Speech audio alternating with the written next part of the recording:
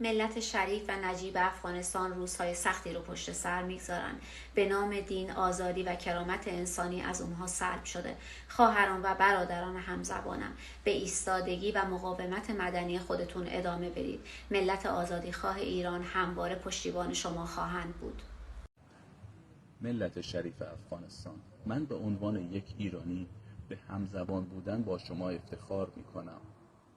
درود به ملت شریف افغانستان، مردان و زنان افغانستان که با حکومت دیکتاتوری طالبان می‌جنگد. به امید آزادی شما ملت افغانستان.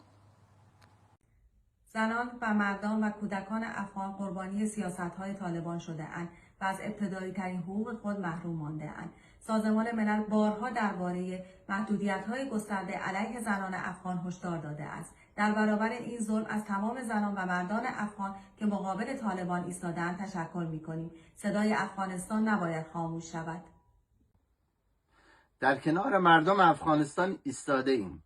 مردمی که سالها رنج و سختی را تحمل کردند. از زنان و مردان شجاعی که در برابر طالبان ایستادگی کرده و برای آزادی، عدالت و آینده بهتر مبارزه می‌کنند قدردانی می‌کنیم. صدای مردم افغانستان باید شنیده شود.